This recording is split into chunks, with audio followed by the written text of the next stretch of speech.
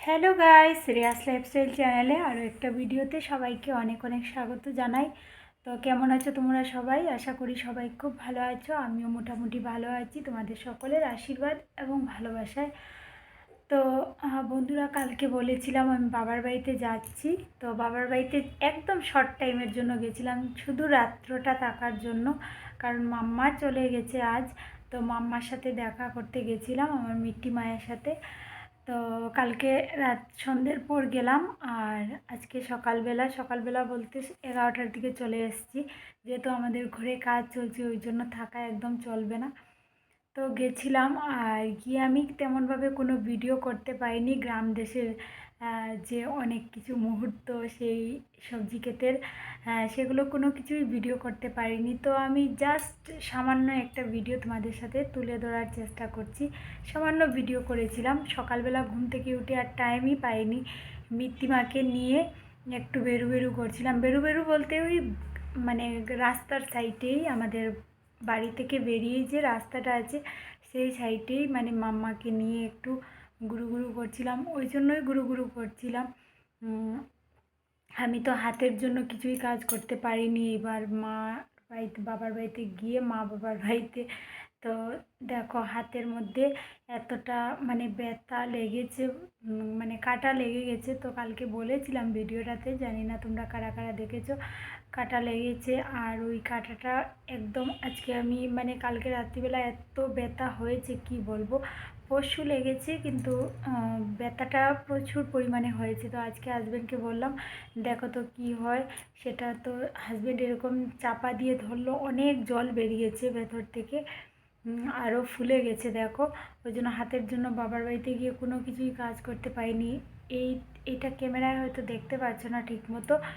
যাই হোক, তো আমি সামান্য ভিডিও করেছিলাম, সেগুলোই তোমাদের সাথে তুলে ধরার চেষ্টা করছি। এখন তো সবজি ক্ষেতের সিজন, তো সেখানে মানে গেলেই মনে হয় শুধু ভিডিও করি, কিন্তু কি করব, টাইমের এত অভাব। আর বাবার বাড়িতে এখন তেমনভাবে যাওয়াও যাবে না, কারণ ঘরে কাজ চলছে, ব্যস্ততার জন্য ছোট দিন, একদমই কোথাও বেরোনো যাবে না। ওই জন্য না হয়তো এই টাইমে আমরা ঘুরতে যাই, বাট এবছর আমাদের ঘরে কাজ চলছে বলে ঘুরতে যাওয়া হয়নি। আর ঘুরতে যাওয়া এতটা ঠিকও না, সংসার সব কিছু রেখে ঘুরতে যাওয়া ঠিক না। তবুও মাঝে মাঝে যাই, মনটাকে পরিবর্তন করতে। তো যাই হোক, আমি এখন তো গ্রামের পরিবেশে মানে শস্য ফুলটা খুব কমই দেখা যায়।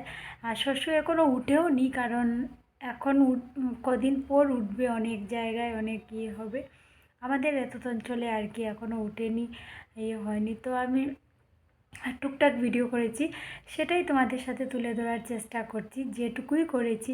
আর আগে যখন গেছিলাম তখন অনেকটা ভিডিও করেছিলাম, আমি এডিট করতে পারিনি বলে এখনও দেওয়া হয়নি। তো আমি দেবো ধীরে ধীরে। সন্ধ্যের পর বললাম না, এতটা আলস্য লাগে, ওই জন্য দেওয়া হয় না তেমনভাবে। তো ঠিক আছে, তোমরা দেখো। আর আজকে আমি অনেকের ভিডিও দেখেছি, মোটামুটি দেখতে পেরেছি, অনেকের বলতে মোটামুটি কয়েকজনের দেখেছি। তো কালকে আবার দেখবো। আজকে এসে ওই কাজ করলাম, তারপর কিছুক্ষণ ঘুমিয়েও ছিলাম, তো ওই জন্য আর কি দেখতে পাইনি তেমনভাবে। তো যেটুকু আমি তুলে এনেছি সেটুকুই তোমাদের সাথে শেয়ার করছি। তোমরা পুরো ভিডিওটা দেখো, আশা করি খুব খুব ভালো লাগবে। ঠিক আছে, ভিডিওটা আমি দেখাচ্ছি তোমাদেরকে। তো দেখো, এখানে প্রথমে দেখাচ্ছি ফরাসি গাছগুলো, আর একটা দুটো শস্য গাছ আছে।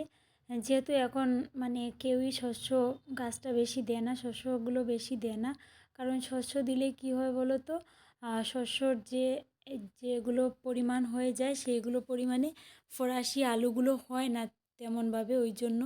তো কেউ কেউ আলাদাভাবে টুকটাক শস্য দেয়, আর কেউ দেয় না।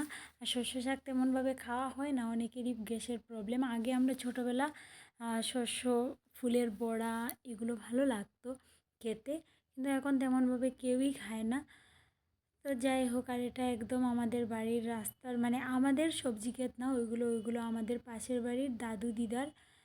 কিন্তু আমি আমাদের সবজি ক্ষেতের সেই জায়গাগুলোতে যেতে পারিনি, যেহেতু হাতে একদমই টাইম ছিল না।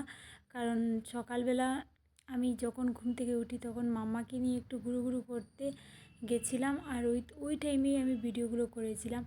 আর কারণ এই টাইমের মধ্যে ভিডিও করে আবার করে আসব, মিস্ত্রিরা এসে ফোন করছেন, ওই জন্য ভিডিও তেমনভাবে করা যায়নি। আর আমি যদি পরে যাই বাবার বাড়িতে সবজি খেতে থাকতে থাকতে তখন অবশ্যই তোমাদের সাথে আমি শেয়ার করব। আর দেখো কত ভালো লাগে এই দৃশ্যটুকু। আর এটা হলো একদম বাড়ির সামনের যেটা রাস্তা, ওই পাশ দিয়ে আরেকটা রাস্তা আছে, সেই রাস্তার আর কি দৃশ্য। আর ওই দিকে পুরো মাঠ, সব দিকেই খালি মানে সবজি ক্ষেত, এটা সেটা। আর এখন তো ধান খেতে উঠে গেছে, ধান প্রায় শেষের দিকে। আর আমাদেরও প্রচুর ধান হয়েছে এবছর, কিন্তু আমি তেমনভাবে ভিডিও করতে পারিনি। কেন বলো তো, সব সময় ভিডিও করা যায়ও না। যখন আমরা ভিডিও করার মুডে থাকি তখন দেখবে কোনো কিছু ভিডিওর মানে সুন্দর হচ্ছে না, এরকমই হয় আর কি। তো তবুও আমি মোটামুটি ভিডিও করার চেষ্টা করেছি। আগের বার যখন গেছিলাম তখনই করেছি।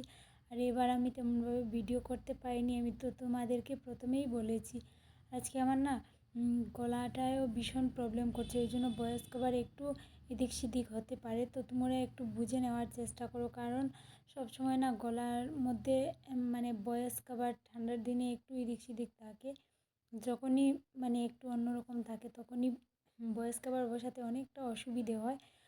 তো কী করব, এইভাবেই আমি সব সময় ভিডিও করার চেষ্টা করি। আমার গলার আওয়াজ এরকমই। তো তোমাদের কাছে এই সবজি খেতিগুলো কেমন লাগছে অবশ্যই জানিও। আর এই গ্রাম দেশে তো প্রায়, গ্রাম দেশে যাদের বাড়ি অবশ্যই জানা আছে যে গ্রামের পরিবেশ কিভাবে হয়, বা এই দিনগুলোতে সবজি খেতি সব কিছু কী ধরনের হয় জানা আছে। টাউনে যারা থাকে তাদের তো তেমনটা এক্সপিরিয়েন্স থাকে না। আর দেখো অনেকটাই ফরাসি গাছ এখানে লাগানো হয়েছে, তারপর আলু, ওই প্রান্তে আলু, কিন্তু আলু গাছগুলো আমি দেখাতে পারছি না, যেহেতু মাম্মা কুলে ছিল তখন, ওই জন্য আমি দেখাতে পারিনি। যাই হোক, আমার কাছে এইটুকুই যে ভিডিও করেছি আমার ভীষণ ভালো লেগেছে, কারণ সবুজ পরিবেশ পাই না। আর সবুজ পরিবেশে গেলে খালি ভিডিও করতে ইচ্ছে হয়। দেখবি যে কোনো একটা সবুজ পাতা যখন আমরা ক্যামেরায় আনি এতটা সুন্দর লাগে দেখতে, কিন্তু সবসময় সবুজ পরিবেশ কি পাওয়া যায় বলো? আর গ্রামের পরিবেশ তো অনেকটা সুন্দর থাকে, অনেকটা।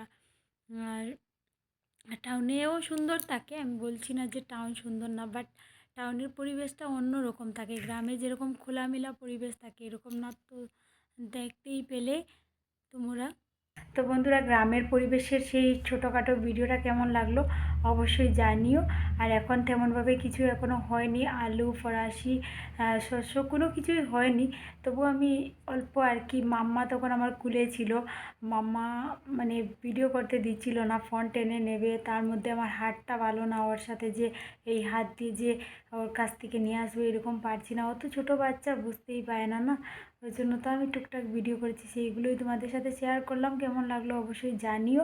আর এখনও যারা লাইক করতে ভুলে গেছো আমার ভিডিও দেখে, একটা লাইক করে দিও। এইভাবে পাশে থেকো। নতুন পুরনো বন্ধু সবাইকে অনেক অনেক ভালোবাসা জানাচ্ছি। আর এইভাবে সবসময় পাশে থেকো। আজকের মতো টাটা, শুভরাত্রি সবাইকে। ভালো থেকো, সুস্থ থেকো। আবার দেখা হবে যে কোনো রেসিপি ভিডিও বা যে কোনো ট্রাভেলিং ভিডিও বা যে কোনো ভিডিওতে দেখা হবে। ততক্ষণে সবাইকে বাই।